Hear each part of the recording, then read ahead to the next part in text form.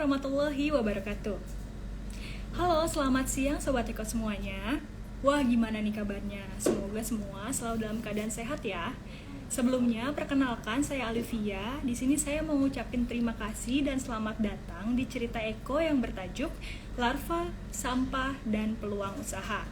Nah, sebelumnya cerita Eko sendiri itu merupakan sebuah platform diskusi yang dihadiri oleh narasumber yang tentunya ahli di bidangnya dan dilaksanakan melalui live Instagram serta mendiskusikan semua hal terkait lingkungan dengan harapan dapat memotivasi masyarakat, pelaku usaha maupun sektor lainnya untuk turut andil dalam menjaga kelestarian lingkungan.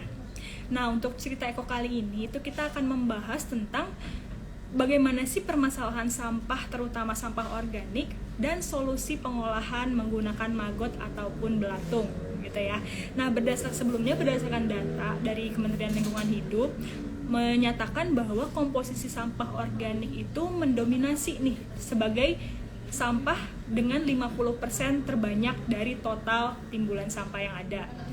Nah, mungkin Sobat Eko udah tahu ya apa itu sampah organik gitu. Nah, di dalam pengolahannya, sampah organik itu umumnya biasanya kalau kita pernah dengar itu dijadikan sebagai kompos. Nah, selain itu ternyata ada nih solusi lain atau cara lain yang bisa kita lakukan, yaitu dengan memanfaatkan maggot ataupun belatung. Nah, maggot ini tuh dapat mengurai atau mendegradasi sampah organik yang bisa dibilang cukup efektif nih Sobat Eko semuanya. Nah, gimana sih caranya dan tingkat efektivitasnya? Nah, Sobat Eko, tanpa berlama-lama langsung saja nih kita undang narasumber yang tentunya ahli di bidangnya. Di sini ada Kak M. Darin Detamapatra dari Magalarva. Ini sebentar ya, saya undang dulu sebentar.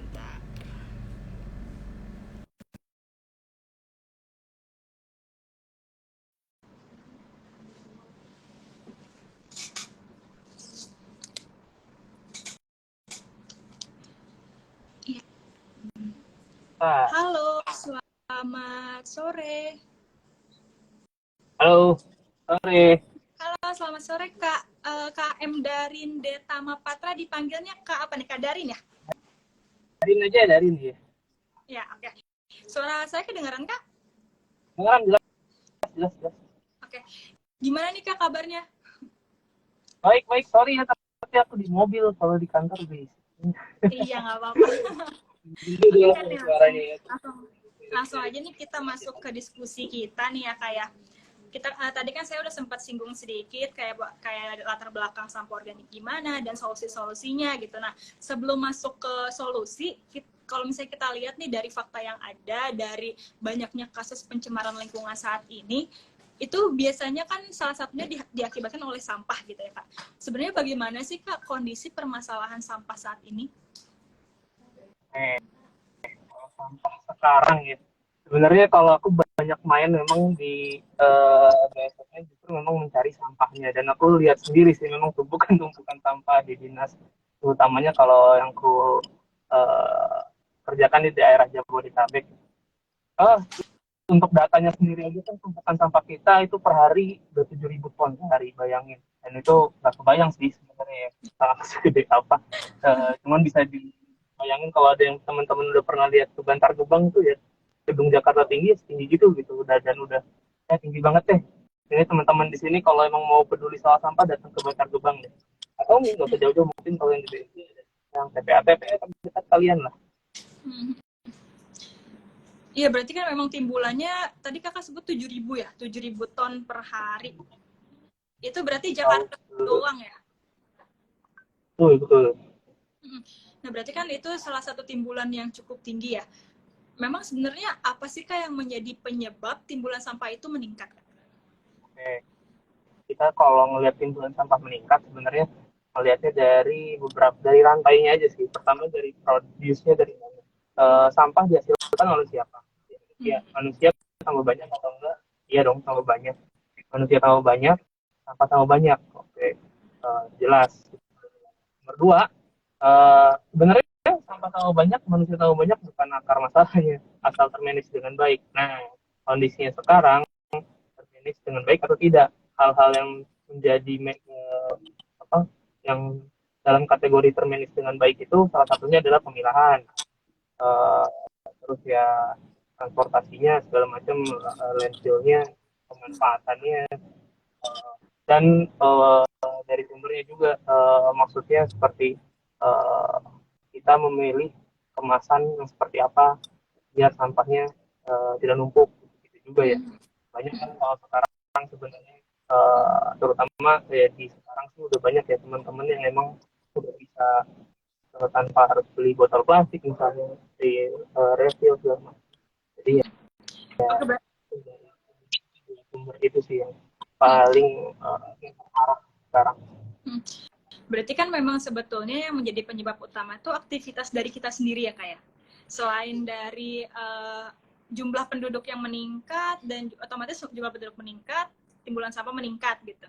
Dan aktivitas kita sendiri yang menghasilkan atau kebiasaan dari kita sendiri itu yang menghasilkan sampah gitu berarti ya, Kak. Nah, kita udah ini kan sampah ini menjadi sebuah masalah, Kak. Memang sebenarnya otomatis kan akan menghasilkan dampak ya dalam permasalahan sampah ini. Memang sebenarnya apa sih dampak yang ditimbulkan dari permasalahan sampah itu sendiri? Nah, kalau kita bicara sampah sebenarnya banyak banget, tapi yang ku tahu dan paling mengerikan itu sebenarnya dari sampah makanan, yang mana sebenarnya komposisinya paling besar, tadi kan disebut juga mungkin 60%-an. Eh, Dibandingkan dengan gas rumah kaca CO2 yang dikeluarkan, dibandingkan sampah ataupun polusi lain, dari greenhouse gasnya sampah ini tuh lebih berbahaya 48 kali, itu dari jurnal yang aku baca. Jadi dia itu mempercepat, ya itu yang isu pemanasan global dan lain-lain. Pemanasan global kan rentet segala macam, tapi sebenarnya akar masalahnya sih pasti dari sampah ini. Jadi ya kalau kita nggak akan kerasa ya kalau buang sedikit sedikit itu, terus juga selain ke pemanasan global juga ke air, ke laut. Kalau teman-teman pesisir juga udah pasti sering lihat lah, ada, dan beritanya juga banyak, paus terdampar. Terakhir ada paus yang terdampar juga, saya lupa di mana. Terus ya itu akar masalahnya dari permasalahan sampah gitu. Oke, tadi kan kakak sempat singgung salah satunya sampah makanan ya bisa menghasilkan emisi gas rumah kaca berarti gitu ya, kayak berarti itu salah satu mencemari lingkungan, salah satunya emisi udara berarti ya, Kak. Nah, tadi juga kakak sempat singgung bahwa sampah makanan juga merupakan salah satu sampah komposisi terbesar yang ada gitu. Memang kalau kita jabarin nih, Kak, tiga besar komposisi sampah terbanyak di Indonesia sendiri itu apa sih, Kak? Satunya pasti sampah organik, 60% itu sampah organik. Itu kan di sana ada sampah makanan lagi, ada sampah tangan juga, ada limbah produksi juga, yang tergolong kategori tergolong organik. Terus ada juga sampah rumah tangga, di sana ada anorganiknya. Ya sebenarnya sih dua itu yang paling besar.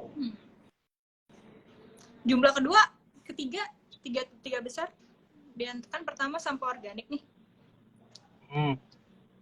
Yang nomor tiganya, tauku sih memang dari limbah-limbah proses makanan juga sih. Jadi itu yang tahu. Berarti memang kalau disimpulin sebenarnya sampah organik itu yang memang mendominasi gitu ya, sampah. Jadi buat sobat eko nih yang suka makan tapi sisa gitu ya, kayak ataupun mungkin dari tadi kakak sebutin dari dedaunan juga ya kan, sampah organik, terus juga mungkin sampah dari hasil tadi sisa makanan itu kan, sisa makanan itu yang paling dominasi berarti ya, kayak dominasi untuk timbulan sampah atau komposisi sampah di Indonesia itu sendiri ya, Kak. Nah, kalau Makanan misalnya kita, gimana, Kak? yang sampah makanan paling banyak. Sampah makanan. Nah, kalau misalnya Kak, kita berandai-andai nih, kita kan menghasilkan, kita makan, terus kita sadar nih bahwa kita tuh menghasilkan sampah makanan, kita nyisain makanan nih. Kalau kita berandai-andai kita pengen melakukan pengelolaan sampah di rumah nih, Kak. Kira-kira bagaimana cara pengelolaan sampah yang bisa kita lakuin sendiri nih? Kita pengen pengen coba tanggung jawab nih sama hasil sampah yang kita hasilin, itu kita harus gimana nih, Kak? pasti paling umum itu ada namanya composting. Mungkin bisa di Google ya teman-teman juga, ada namanya kompos Takakura metodenya. Itu nama penemunya dari Jepang. Eh, Dia semacam sampah makanannya nanti dicampur sama bahan kering, daun kering, ada komposisinya di sana detail. Dia kayak pakai keranjang gitu atau drum yang ada di bolong-bolong ini. Itu bisa di rumah, juga metode biopori di bawah kita simpan. Nah, nanti dia ngekompos sendiri, kita bisa masukin lagi sampah makanan kita, uh, uh, terus uh, selain yang kelihatan sebenarnya dengan hanya memilah sampah organik dan sampah anorganik, meskipun yang kita lihat masih ujung-ujungnya sama mang gerobaknya atau mang sampahnya dicampur, nggak apa-apa, dipisah dulu aja. Karena ketika udah terpisah dan orang udah banyak misah, itu di ujung-ujungnya di TPS atau TPA-nya sendiri itu sebenarnya akan ada suatu saat misalnya ada yang melihat juga pasti akan bisa dipisahin. Contohnya memang yang udah berjalanin juga di Magalarpa sendiri ada ketika memang terpilah dengan baik itu ada memang kita ngambil itu dari pemerintahan, dari rumah-rumah teman-teman juga, rumah-rumah warga DKI. Jadi siapa meskipun tidak terlihat tapi itu pasti berpengaruh gitu. Itu sih ya solusi yang di rumah ya. Bikin magot mungkin bisa ya, asal punya tanah gede, rumahnya lahannya gede, punya halaman besar. Karena biasanya takut bau segala macam. Tapi nggak dikit juga kok mbak yang apa rumahnya biasa aja tapi dia bisa kok bikin magot juga. Gitu. Dan ada magot pakai box gitu. Oke, tadi kan salah satu cara yang bisa dilakuin itu kompos gitu ya. Berarti kan kalau kompos itu menggunakan bakteri di dalamnya ya untuk mempercepat proses penguraian.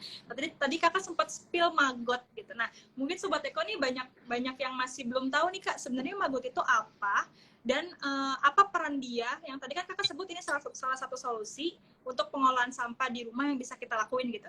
Nah, mungkin kakak bisa spill nih bagaimana proses si maggot ini itu bisa mengolah sampah organik nih kak.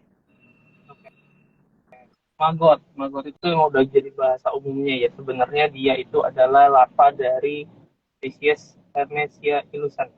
Jadi dia itu spesies lalat yang pada fase lalatnya dan larvanya itu tidak membawa vektor penyakit. Fase makan fase larvanya itu paling ganas makan sampah organik dan dia uh, jauh lebih cepat ketimbang kompos dalam menyelesaikan ataupun memproses sampah organik. Nah, ya secara umum seperti itu. Nah, jadi maggot itu semacam fase larvanya atau fase uh, anakannya dari lalat. Lalatnya bukan lalat yang kita lihat biasa rumahan, lalatnya cenderung gede dan bukan lalat yang kalau kita geber-geber gitu kabur gitu nggak. Tahu ya. Jadi Ya. dia mirip lebah sih memang. Gitu. Berarti ukurannya gede ya, cukup gede ya? Dia panjangnya sekitar 2 sampai 2,5 cm ukuran dewasa. Kalau ada larva yang lalat rumah itu cenderung lebih kecil gerak. Kalau yang BSF kita pakai black soldier fly itu tadi lupa Indonesia atau disebut black soldier fly itu ukurannya lebih gede, gerakannya memang ugat-ugat banyak juga ya tapi nggak secepat si larva lalat rumah. Jadi dia ya itu dia makan sampah itu lebih cepat lah. Oke, ini berarti kan ini berhubungan nih sama topik yang mau kita bahas sekarang sama tim Magalarpa juga di sini udah ada Kak Darin juga. Nah, tadi Kakak sebutin maggot itu bisa lebih cepat atau lebih efektif untuk mengolah sampah organik dibandingkan dengan kompos gitu. Nah, berarti ini ada hubungannya dengan inovasi yang dilakuin Magalarpa itu sendiri Kak. Memang sebenarnya Magalarpa itu sendiri apa saja inovasi yang dilakukan untuk penanganan sampah organik ini dari maggot ini nih Kak? Menarik. Jadi magotnya sendiri sebenarnya ini aku bandingin dulu lah sama kompos. Intinya tuh kalau kompos mungkin waktu yang diperlukan untuk bisa sampai jadi produk jadi itu sekitar 2 sampai 4 minggu bahkan lebih. Tapi kalau dengan maggot dengan jumlah sampah yang sama dia bisa habis dalam minggu dengan jumlah area yang sama, minggu bahkan kurang. Nah, apa sih yang Magalarva lakukan? Jadi Magalarva adalah perusahaan yang sebenarnya fokusnya kita mau mengolah sampah sebanyak-banyaknya dengan metode Black Soldier Fly, dan produknya itu bisa digunakan sebagai sumber protein yang sustainable karena kita enggak, ya kita sumber pakannya itu dari sampah makanan. Uh, Tenang aja, semuanya aman. Biasanya kita kasih koi ternak-ternak itu semuanya aman dan bisa jadi telur yang udah kita makan itu ayamnya udah makan maggot, udah umum apalagi di Jabodetabek. Terus jadi ya gitu kita ngeproduksi ada larva hidupnya, ada larva keringnya, ada tepungnya, ada minyaknya. Apa aja sih yang dilakuin oleh Magalarva terhadap maggotnya? Kita itu nggak sekedar hanya memberikan sampahnya, cuman kita juga riset secara uh, biologis, gimana caranya ngeproduksi larvanya agar lebih baik secara nutrisi. Kita juga ngeriset bagaimana komposisi feed di sini sebenarnya sampahnya, komposisi sampahnya agar sampah yang terolah lebih banyak lagi. Lalu kita juga nggak stop mengeriset semua jenis sampah karena setelah jalanin Magalarva jalan dari 2017 itu tetap masih ada aja tiap harinya kita, oh ini ada jenis sampah baru, bukan jenis sampah baru apa ya, misalnya oh ini limbah apa, itu tetap kita trial. Jadi kita nggak pernah stop berinovasi sih. Dan di Magalarva sendiri mungkin kita selain itu juga selain komposisi kita juga mengatur uh, suhunya agar larvanya sendiri bisa makan lebih cepat. Itu ya kita anggap sebagai agen biokonversi gitu. Jadi dia ini harus kita treat dengan baik agar dia mau makan. Ya orang juga kalau kepanasan malas makan gitu. Ada fasenya dia harus tidur, ya kita treat biar dia bisa harus tidur biar bisa jadi lalat gitu. Oke, tadi kakak sempat singgung dikit, berarti kakak masih tim dari Magalarva ini masih melakukan penelitian, pengen lihat sampah apa aja gitu ya yang bisa diolah oleh si maggot ini gitu ya kak ya. Berarti sejauh ini tuh sisa makanan yang paling banyak atau ada lagi kak yang paling banyak nih digunain untuk Yang pertama pasti sisa makanan ya, itu dari rice cooker pasti ada sisanya, nasi, roti dari toko-toko, mie dari piring-piring kita di restoran, terus tentunya sayur buah di pasar itu banyak banget, nggak hanya pasar tradisional, kita justru malah pasar modern lebih banyak lagi sampahnya. Terus produk kreatur misalnya susu kemasan, yang sudah mau expire itu dari gudangnya kita tarik. Terus juga ada limbah dari proses produksi makanan, itu juga limbahnya masih kategori organik non B3, bisa dikasih ke maggot. Terus ada lagi limbah pertanian, ada limbah rumah tangga, pasti kita ada kerjasama juga itu. Terus banyak sih limbah horeca ya teman-teman dari Universal itu juga pasti tahu. Ini suatu hal yang baru juga sih, terutama buat saya juga nih. Kayak saya tuh masih yang ini tuh maggot bisa ngelakuin apa aja sih nih gitu untuk mengolah sampahnya. Terus kayak jenis sampahnya tuh apa aja sih yang bisa mereka olah gitu kan. Terus kayak pengen tahu kalau kita sendiri itu bisa nggak sih ngelakuin itu gitu kak. Kayak kita punya maksudnya bisa mengembang biakin maggot itu nggak sih gitu. Kalau untuk kita sendiri nih di rumah gitu. Bisa, sangat bisa. Sebenarnya udah cukup umum, orang pasti bikin. Cuman memang kalau aku lihat memang entry barrier-nya, maksudnya orang mau ngelakuin itu pasti minimal requirement-nya adalah dia nggak boleh jijian. Nah, yang kita tahu, benar-benar. Kita tahu, jadi kita mau buang sampah diikat aja udah ini kan. Apalagi ada belatungnya kan. Agak susah biasanya. Cuma yang nggak jijian emang ya banyak ya, orang kejadian juga banyak, dia bisa bikin box sendiri, bisa banget. Jadi tuh beli bibitnya dicetak, dia banyak kok telur gitu ditetesin, kasih makan. Memang lajunya itu cukup banget untuk satu rumah biar organiknya nggak diangkut sama tukang sampah tuh udah cukup. Dia perlu ya ukuran 40 kali 60 itu satu boxnya itu ukuran boxnya mungkin sekitar 70 kali 50 itu dia bisa dalam seminggu sekitar ngolah sampah 22 kilo yang mana kalau dalam seminggu padahal kalau data yang kita punya satu rumah tangga itu biasanya seminggu cuma 3 kiloan jadi organiknya jadi cukup banget sih bisa banget dan gimana caranya uh, bisa beli bibit beli box segala macam ada juga yang udah nyediain langsung jadi gitu coba-coba lucu-lucu tapi memang kita harus tahu larvanya mau dikemanain jadi biasanya antara ya ada punya kolam ikan lele langsung kasih aja atau ada ayam telur gitu satu dua langsung dimakan di terus ada produksi pupuknya harus bisa langsung dikasih tanaman yang karena kalau jual dikit-dikit gitu sih ya agak susah juga ya tapi kalau angle-nya adalah kita ngolah sampah rumah tangga bisa atau enggak ya bisa. Berarti kan kalau kita mau mulai nih kita fokusnya pengen nih kita tanggung jawab sama hasil sampah kita sendiri atau sesama makanan kita sendiri.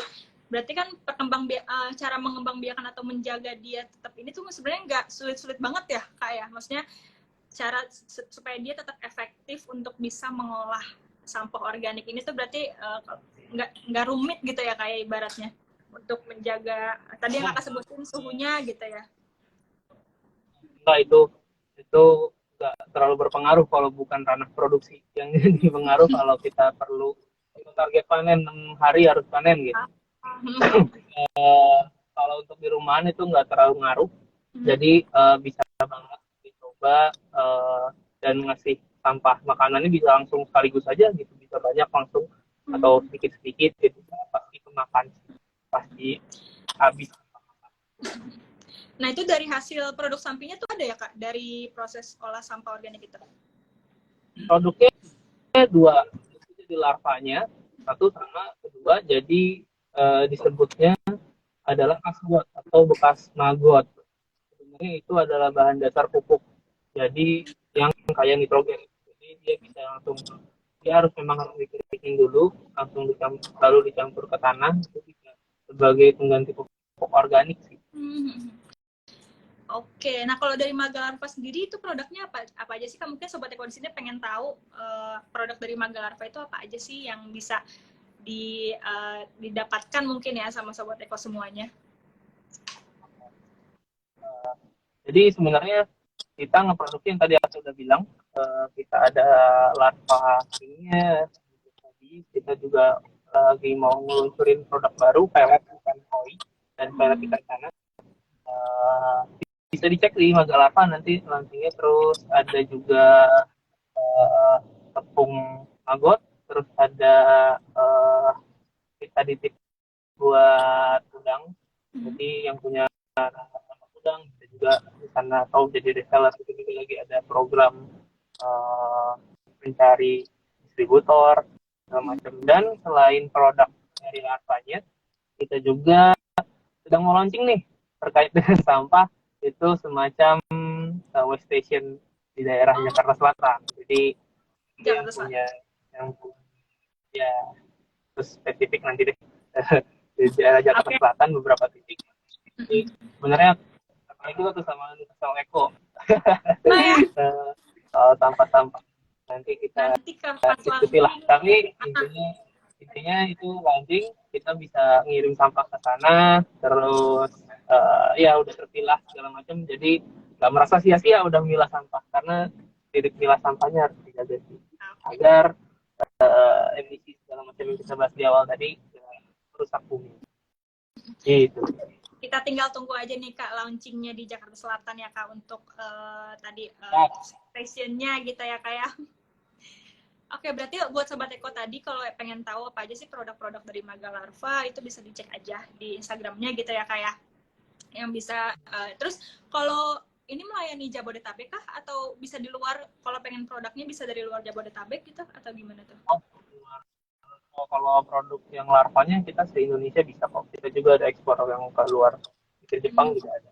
Jadi bisa ada distributor di Jawa dan Sumatera. Oke, berarti Sobat Eko tadi tuh bisa kalau pengen berkontribusi nih, pengen nyoba nih, kita pengen ngembang biakin sendiri, ya paling yang kecil dulu aja lah ya, di rumah sendiri gitu ya. Tadi kakak sempat nyebutin ukuran boxnya yang bisa secara sederhana dulu gitu kan, untuk memelihara atau mengembang biakan maggot ini. Gak usah jauh-jauh deh bikin industrinya gitu ya kak, tapi di rumah aja dulu nih gitu, dari hasil sisa makanan kita gitu kan, kita pengen coba olah nih, pengen tahu nih. Yang penting tadi paling utama nggak jijian ya kayak jangan sampai karena kan bentuknya agak kirim aja sampahnya ke Jakarta beneran deh, kirim aja katanya. Ya kalau maksudnya kalau kita bisa lakuin di rumah, ataupun bisa juga tadi diserahin sampahnya ke Magalarva gitu ya kayak nanti sama sambil kita tunggu launching yang di Jakarta Selatan nih, mungkin kan warga Jakarta juga bisa nih untuk nanti join gitu.